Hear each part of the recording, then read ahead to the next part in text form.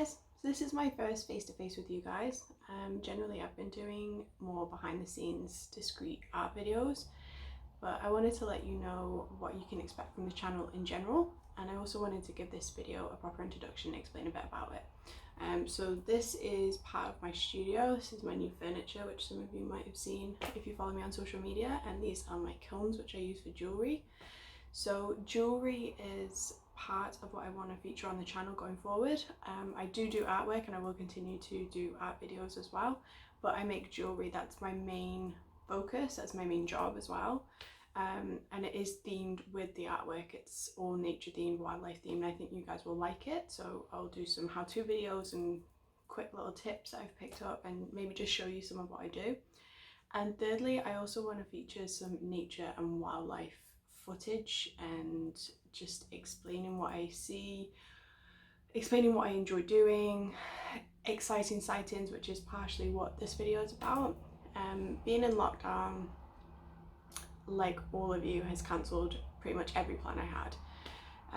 Weddings have been cancelled. I haven't seen my family since February, but as well as that, I haven't been able to do any of the trips I would normally do. So come spring, we basically hammer a trip every few months. We go around Scotland, sometimes around the UK, even internationally. We basically collect wildlife experiences. That's what we do, that's what we enjoy, that's what we base all our holidays around, and we've not been able to do any of that. So since February, all I've seen is Edinburgh, which is a gorgeous city, but doesn't actually scream wildlife encounters, which is actually really unfair because we have a ton of stuff. And I think when you live in an area, you can sort of be blind to what's actually there. Like, you might see the occasional thing by accident when you're out by the river or you're out in the countryside or whatever, but there's actually tons of wildlife everywhere. I'm from a really industrial part of the country that I hardly ever saw anything there, but if you know the right people and you know where to look, there's actually a ton of stuff. And so I would love for you to leave me in the comments if you think you live somewhere where you can't see anything. You watch this video and you think, I would never see anything like that in my hometown. Leave me a comment. I will get back to you and I will let you know what there is in your area and things that you can do to sort of increase your chances of seeing this stuff, because there are things that you can do. Like both of these encounters I got notified of because of the groups that I'm in on Facebook and the people that I know. I get text messages, people tag me in posts, and there's so much social media now that can be used negatively, but there's so much that you can be used for good, like citing sites and things like that. So leave me a comment, I will direct you towards what you can see, where you can find it. If you like jewelry making, crafts, artwork, wildlife, nature, subscribe, that would be awesome. I know it's like, oh, like, subscribe, and everyone says it, but it does really help, and I'd like my videos to get out to people who actually will care about them. So if you do, please subscribe, and if you enjoy the video, give me a thumbs up. But I'm just going to dig into the videos and let you know what I've seen. Thanks. This was my first surprise encounter of lockdown. So I was tagged in a few posts, and I'm part of a local group called Fourth Marine Mammals on Facebook.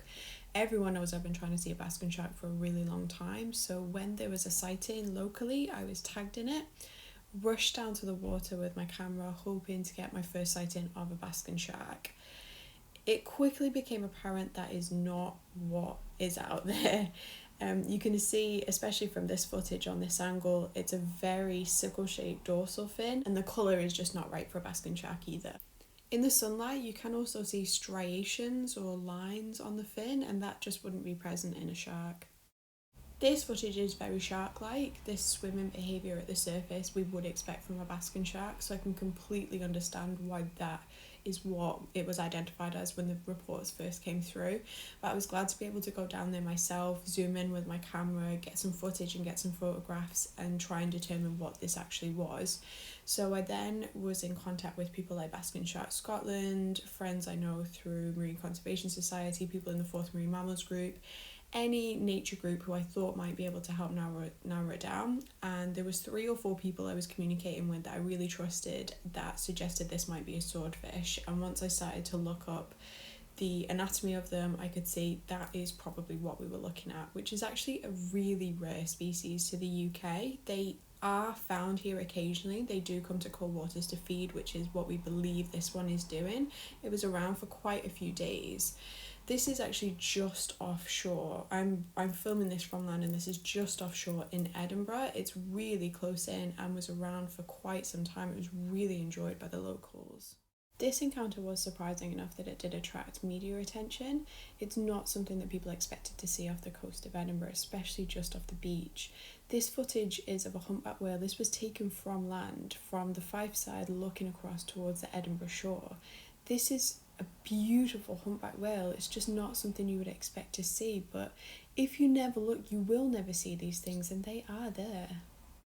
So this absolutely gorgeous bird is a long-eared owl, and it was actually basically in the middle of the city. I live in Edinburgh, and this was in a well-travelled part of the city.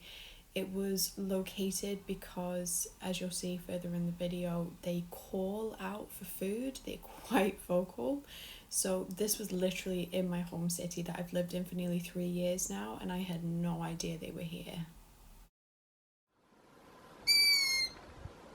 This is a species that's normally really timid. It is completely nocturnal and you don't generally see it around, but as you can hear, these are youngsters that we're looking at the moment, and they are calling out to the parents for food, and it is not discreet. They are quite loud and they're quite persistent in their calls, and that's how we were able to locate them. I actually love this video. Look at those little legs. They actually have gigantic legs, but they're normally hidden and tucked under the body, so you forget how big they are. I just think it's such a cute little bit of footage. On this particular day, we were actually lucky enough to see 5 owls. They're all the same species. We were watching this one for the most part. It seemed to be the most vocal and was awake a lot earlier than the rest of them. It started to call out for food basically late afternoon. And later on in the evening it starts to call to siblings, and they start to return the call, and eventually the 2 parents came in from hunting more of a distance away and brought the food down to them. So we did end up seeing all 5 of them, which was fantastic. One thing to say, if you do come across owls, especially if they're nesting, because a lot of species of owls are protected, please don't put specific locations out on social media, on Facebook and stuff. Like, if you have friends that you trust who are nature lovers and you can go out and do what we did and sit a distance away, hide behind foliage and stuff, then absolutely go out and enjoy it. But please don't let everyone know, because not everyone has great intentions for wildlife. In this final piece of footage, one of the siblings is now awake and returning the call of the one that we were watching. You can hear it's quite a loud, piercing sound. It's sort of unmissable. It's so the parents can hear them as they approach from a distance with the food, so they can find them easily.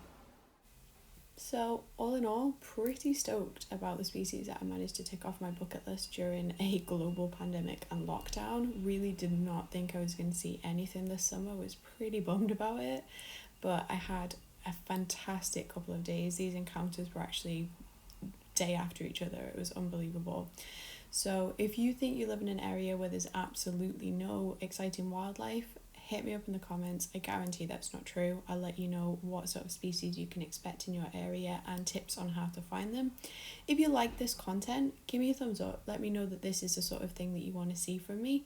If you like what I do in general, if you enjoy nature, wildlife, jewelry, crafts, artwork, maybe subscribe. Just let me know that this is worthwhile and you enjoy it.